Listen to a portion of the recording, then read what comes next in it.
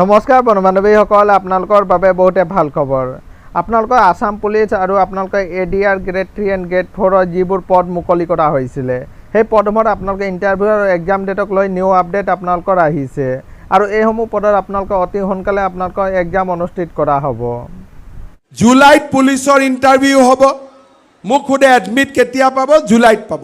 ঠিক আছে, ছেপ্টেম্বৰ অক্টোবৰত গ্ৰেড 3 গ্ৰেড 4 আৰু এই বছৰ আপোনালোকে শুনিলে যে অসমৰ মুখ্যমন্ত্ৰী ছাৰেও ঘোষণা কৰিছিলে যে আপোনালোকৰ জুলাই মাহত আপোনালোকৰ অসম আৰক্ষীৰ আপোনালোকৰ ইণ্টাৰভিউ আৰু এডমিট কাৰ্ড আপোনালোকক দিয়া হ'ব আৰু যিবোৰ তৃতীয় এণ্ড চতুৰ্থ বৰ্গৰ পদ আছিলে, এই পদসমূহত আপোনালোকে ছেপ্টেম্বৰ আৰু অক্টোবৰ মাহত এক্সাম অনুষ্ঠিত কৰা হ'ব।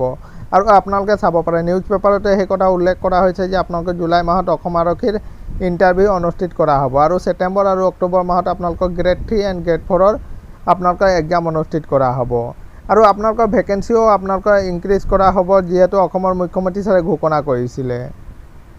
আপোনালোকে চাব পাৰে ভেকেঞ্চিৰ কাৰণে ইতিমধ্যে আপোনালোকে অফিচে এতিয়া আপোনালোকৰ নোটিছ পঠোৱা হৈছে। এইখন নোটিছ আপোনালোকে চাব পাৰে PWD অফিচত আপোনালোকক পঠোৱা হৈছে। ইয়াত আপোনালোকৰ যিবোৰ খালী ভেকেঞ্চি আছে, সেইবোৰ খালী ভেকেঞ্চিৰ ডিটেইল আপোনালোকৰ বিচৰা হৈছে।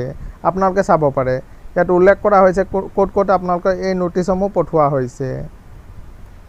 আৰু আপোনালোকে চাব পাৰে ইয়াত আপোনালোকে ছাবজেক্টত লিখিয়ে দিছে যে আপোনালোকৰ যিবোৰ কাৰেণ্ট ভেকেঞ্চি আপোনালোকৰ খালী হৈ আছে, এই ভেকেঞ্চিসমূহ পূৰণৰ বাবে ইতিমধ্যে আপোনালোকৰ ভেকেঞ্চিৰ ডিটেইলসমূহ বিচৰা হৈছে। আপোনালোকে চাব পাৰে ইয়াত উল্লেখ কৰিছে যে আপোনালোকৰ যিবোৰ PWD বিভাগত আপোনালোকৰ খালী হৈ থকা পদসমূহৰ আপোনালোকে যেনেকৈ এছিষ্টেণ্ট ইঞ্জিনিয়াৰ, জুনিয়ৰ ইঞ্জিনিয়াৰ, আপোনালোকৰ ড্ৰাইভাৰ, পিয়ন, চকীদাৰৰ যিবোৰ পদ খালী হৈ আছে, সেই পদসমূহৰ ডিটেইল আপোনালোকৰ 20 তাৰিখৰ ভিতৰত আপোনালোকৰ বিচৰা হৈছে।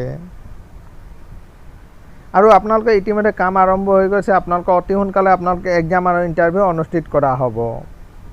এইটো আছিলে বন্ধু বান্ধৱীসকল এটা সৰু সুৰা ইনফৰ্মেশ্যন। যদি ভিডিঅ'টো ভাল লাগিছে তেন্তে চেনেলটো ছাবস্ক্ৰাইব কৰি দিব। ধন্যবাদ।